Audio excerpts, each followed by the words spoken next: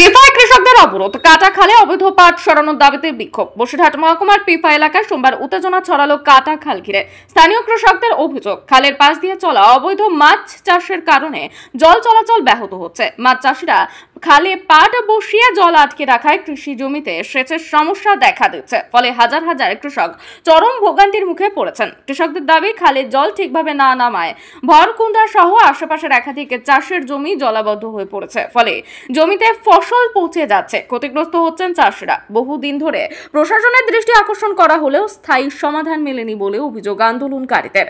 এদিন সকাল থেকে কৃষকরা পিফা মালঞ্চ রোড অবরোধ করে বিক্ষোভ দেখাতে শুরু করেন। তাদের স্লোগান, অবিলম্বে কাটা খালের জল আটকানো বন্ধ করতে হবে, খালের পাট তুলে দিতে হবে। দীর্ঘক্ষণ অবরোধ চলায় রাস্তায় যান চলাচল ব্যাহত হয়। আমাদের রাস্তা বলার একটাই কারণ, আমাদের যে সোনাতলার বিল, এখানে আমাদের অত 15-20টা গ্রামের মানুষ, আমাদের পুরো এই মাঠটা এই চাষের দিকে লক্ষ্য করে আমাদের খাওয়া দাওয়া রুজি রোজগার চলে।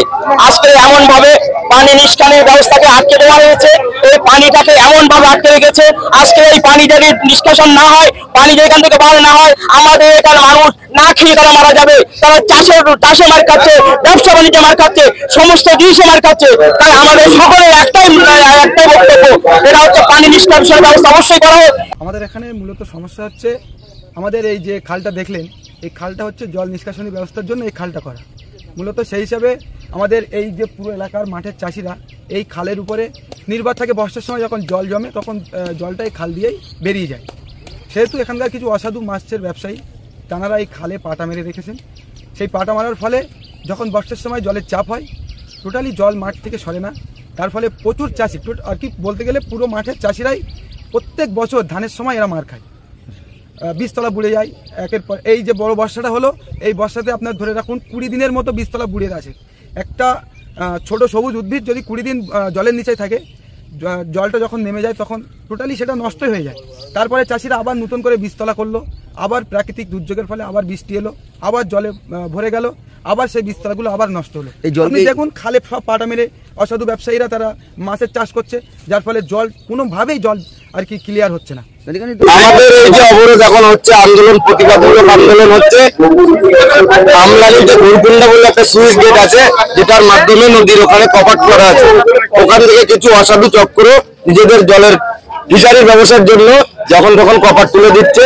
সেই কপাট তোলার ফলে আমাদের পিপা অঞ্চলে 11টা গ্রাম আছে, 11টা গ্রামের প্রত্যেকটা বিলে জল ঢুকে যাচ্ছে। জল ঢোকার ফলে চাষিদের সমস্ত ফসল ক্ষতিগ্রস্ত হচ্ছে।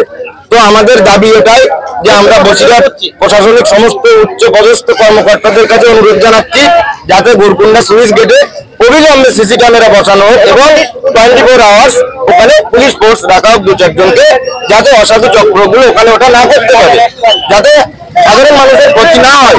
আর আমাদের পিপা কাটাখালে যে খালটা আছে, যেটা একদিকে মিশেছে বিদ্যাধরী নদীতে, অন্যদিকে মিশেছে গাম্বুলতলা নদীতে, তো এই যে নদীতে কাটাখালে ব্রিজের ওখানে 2 পাশটাতে অবৈধভাবে পাটা মেরে, প্রচুর পরিমাণ পাটা মেরে জলটাকে আটকে মাছ চাষ করা হচ্ছে, ফিশারি করা হচ্ছে, যার ফলে আমাদের চাষের প্রচুর ক্ষতি হচ্ছে। তো আমাদের এটা দাবি, অবিলম্বে কাটাখালে সমস্ত পাটাগুলো তুলে দেওয়া হোক, ফিশারিগুলো বন্ধ করে দেওয়া হোক, তাদের অন্যত্র সরিয়ে দেওয়া হোক এবং সাধারণ মানুষকে এই ক্ষতির হাত থেকে বাঁচানো হোক, যাতে চাষের ক্ষতি না হয়। এটাই জাস্ট দাবি আমাদের। আমার নাম সামিম।